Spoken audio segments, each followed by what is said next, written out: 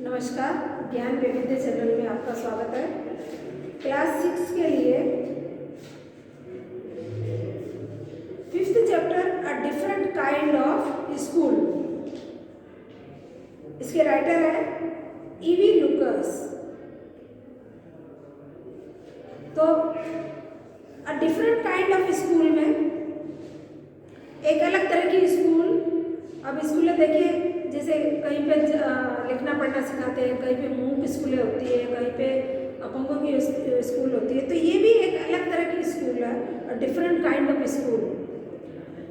तो पढ़ने से पहले हम ये जानेंगे कुछ कि कई तरह के हम शब्दों को जानते हैं। आप जानते हो कई तरह के शब्द जैसे bandage, crutch, cripple, honour, misfortune, system. तो देखिए इस पिक्चर में भी दिया हुआ है कि एक स्कूल है और स्कूल में इस बच्ची के आंखों पे पट्टी बंधी है और एक छोटा लड़का है, वो उसको लेके वहां से जा रहा है।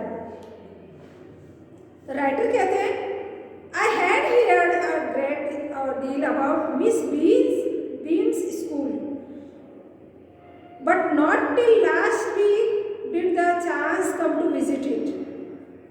राइटर ने कहा कि मैंने उस स्कूल के बारे में सुना तो था, लेकिन उसमें मुझे जाने का मौका सिर्फ लास्ट वीक ही मुझे उसमें जाने का मौका मिला और मैंने उसकी विजिट की।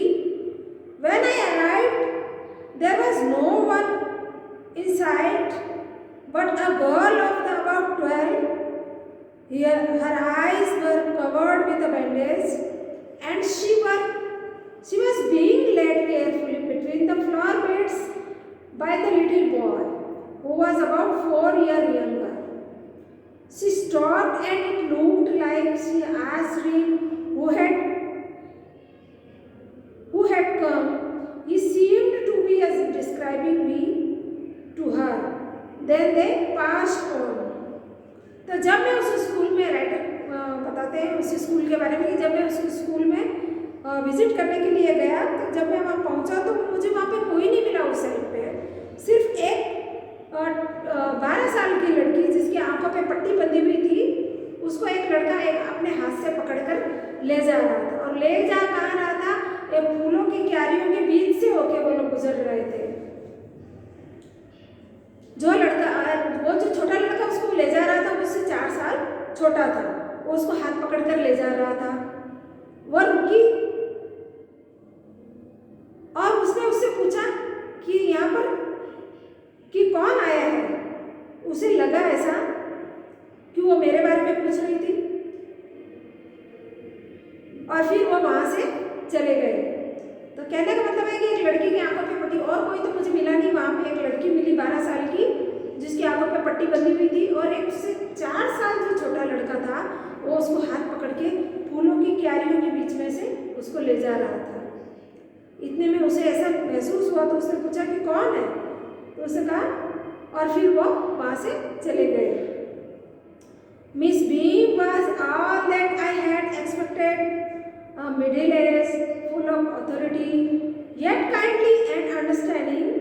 हर hair was beginning to turn grey, and she had the kind of plump figure that is likely to be a homesick child. I asked her some questions about her teaching method, which I had heard were simple. वो miss beams का school था, और जैसा कि मैंने miss beams के बारे में सुना था और मुझे वो जैसा मैंने एक्सपेक्ट किया था वही उस टाइम की मुझे वो जो महिला थी मिस भीम वो मिली। मिडिल एज मतलब अधेड़ उम्र जिसको कहते हैं, और फुल एकदम जिम्मेदारी के साथ, और उसमें बहुत ही समझदारी और बहुत ही विनम्र थी वो। उसके बाल लगभग अब कुछ ग्रे जैसे सफ़ेद होने लगते हैं ना, थोड़े थोड़े वैसे होने लग गए थे, और हल्की सी वो कुछ मोटी लेकिन अच्छी लग रही थी। उसकी फिगर अच्छी लग रही थी, और उन बच्चों के लिए वो सही थी जो अपने घर को बहुत ज़्यादा याद करते हैं। होम सिक चाइल्ड मीन्स जो अपने घर को बहुत ज़्यादा याद करते हैं, ऐसे बच्चों के लिए वो बहुत ही सही महिला थी। मैंने उसे कुछ उनके टीचिंग मेथड के बारे में, उनके पढ़ाने के तरीके के बारे में उनसे पूछा और वो मैंने आराम से सुना भी कि उन्होंने कैसे आराम से जवाब दिया, ये भी मैंने अच्छी तरह से सुना। No more than I needed to help them to learn how to do things. Simple spelling, adding, subtracting, multiplying and writing.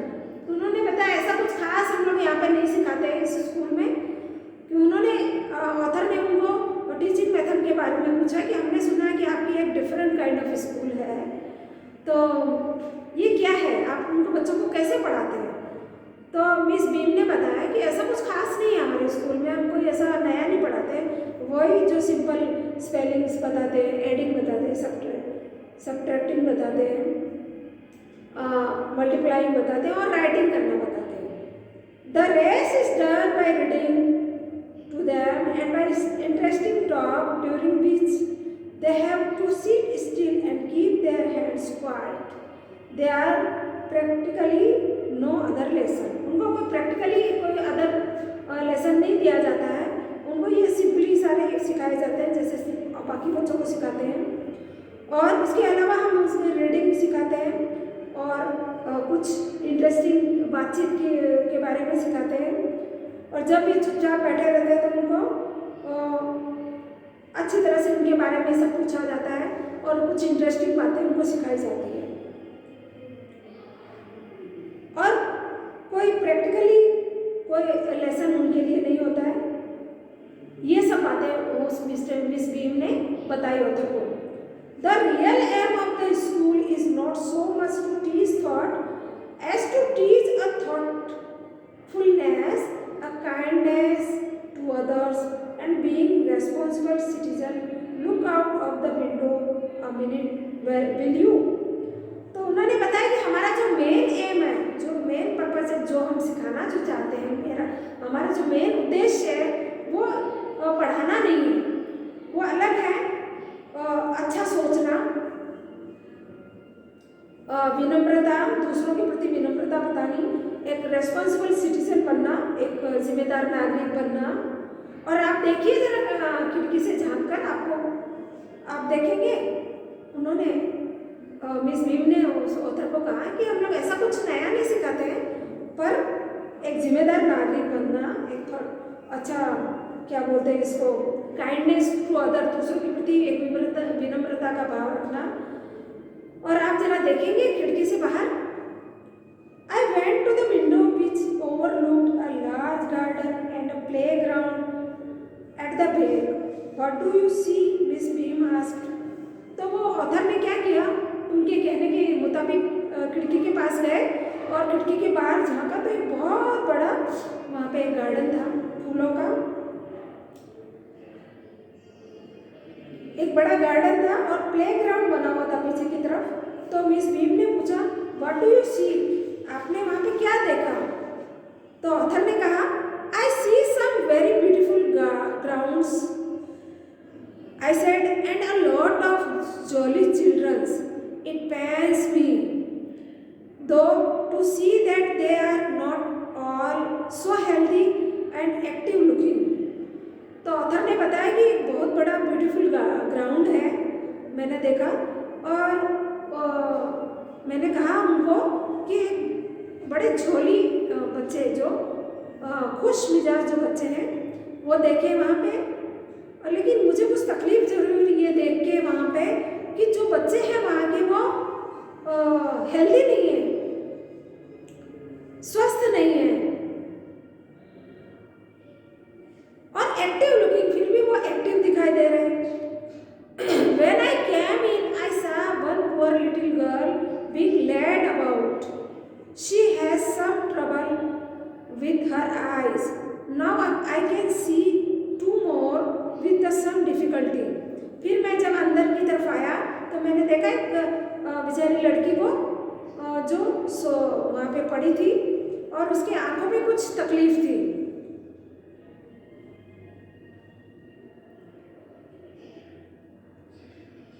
और there are girls with a crutch watching their others at play.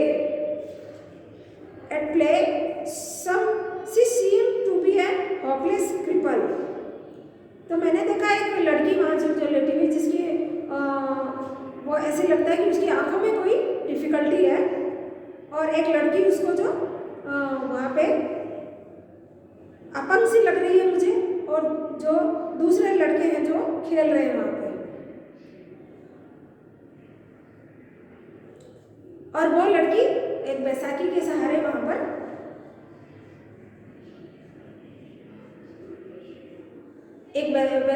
वो लड़की बैसाखी के सहारे उन बच्चों को देख रही है।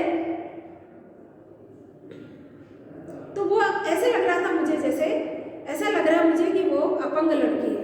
मतलब जब वो अंदर आया तो उसने बताया ये सब कि वहाँ पे एक लड़की जो मैंने बताया ना पहले कि पड़ी थी, वो नहीं,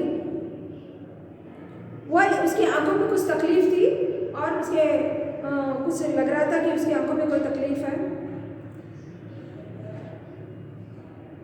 and there's girls with crutch watching the other play, और दूसरी लड़की जो क्रच के सहारे, बैसाखी के सहारे जो है वो वहाँ पे दूसरे बच्चों को खेलते हुए देख रही है। तो मुझे ऐसे लगता है कि वो लड़की अपंग है। तो उन्होंने जिन बच्चों को देखा उसके बारे में वो वर्णन कर रहा है। Miss Beam laughed, oh no.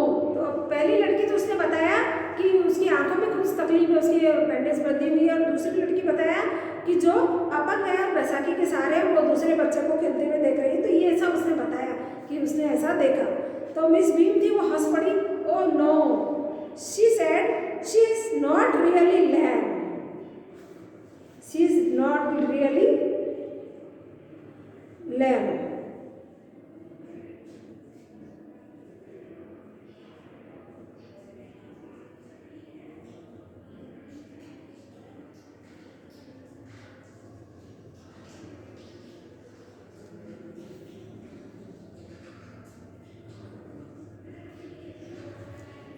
हाँ, तो वो ऐसे अरे ऐसा नहीं है, वो इस तरह नहीं है, अपंग नहीं है।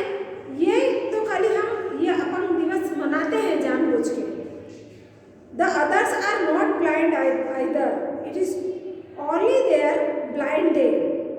और जो ब्लाइंड दिखाई दे रहे हैं वो ब्लाइंड नहीं है, अंधे नहीं है, उनके लिए ब्लाइंड डे है। तो हम लोग क्या करते हैं, रोज एक नया नया दिन ऐसे एक्ट करते हैं। मतलब एक दिन तो किसी के लिए ये लगता है कि आप अपंग होके बताओ कि आप कैसे चल सकते हो, और किसी की आंखों पे पट्टी बांध देते हैं ताकि मुझे ये उनके लिए वो अंधा दिवस बना देते हैं कि वो अंधी होके देखे कि उन्हें कैसा फीलिंग होता है। तो कहने का मतलब ये है कि वो एक एक दिन एक एक ऐसा एक्ट रखते हैं जिससे बच्चों को ये फीलिंग हो कि कोई अपंग या कोई मजबूर या कोई अंधा या कोई बहरा जो शारीरिक विकलांग होता है वो उसको कैसा फीलिंग होता है। तो ये फीलिंग कराने के लिए वो रोज नए नए एक्ट ऐसे करते हैं। I must have looked very surprise for she laughed again. वो जब फिर से हंसी तो मुझे बड़ा ही आश्चर्य हुआ ये सब देख के। This is a very important part of our system. फिर उसने मिस बीम ने बताया कि ये हमारे सिस्टम का एक इम्पोर्टेंट पार्ट है।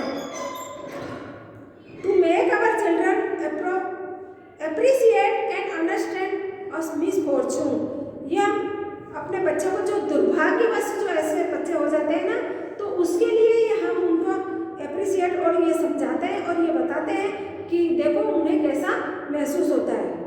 We make them share in misfortune too, और हमें उसमें उस दुर्भाग्य में शेयर करके देखना चाहिए कि देखो दुर्भाग्य कैसा होता है। Each term every child has one blind day। हर लड़के के लिए बच्चे के लिए एक दिन उसका अंधा दिवस होता है, उसको भी ये महसूस कराया जाता है कि देखो अंधा बनके कैसा लगता है तुम्हें।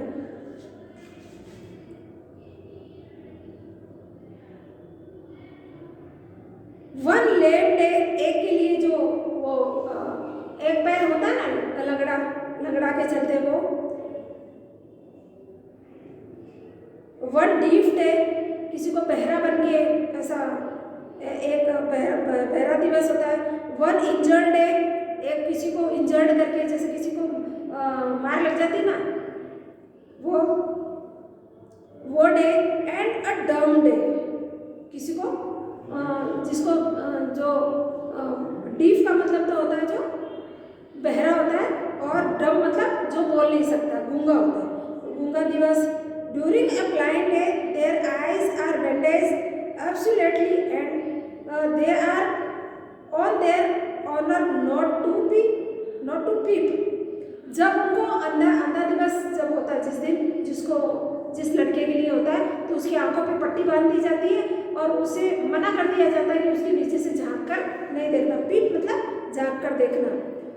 तो वो उसके लिए बिल्कुल वो अपने आप का सम्मान मानता है इस बात के लिए मुझे झांक कर बिल्कुल नहीं देखना है, मुझे ये महसूस करना है पट्टी बांध के कि बहरा कि अंधा जो होता है उसको कैसी फीलिंग होती है। The bandage is put on overnight so they wake blind। और जो पट्टी है वो पहली रात को ही बांध दी जाती है। मान लो दूसरे दिन उसको अंधा बनकर महसूस करना है कि वो कैसा महसूस करता है, तो वो पट्टी उसको जब रात को सोने लगता है तभी बांध दी जाती है और ताकि वो दूसरे दिन वो जब उठे तो उसे लगे कि अरे मेरी आंखों के सामने सारा अंधेरा छाया हुआ है, तो उसको वो अंधापन महसूस होना चाहिए। इसलिए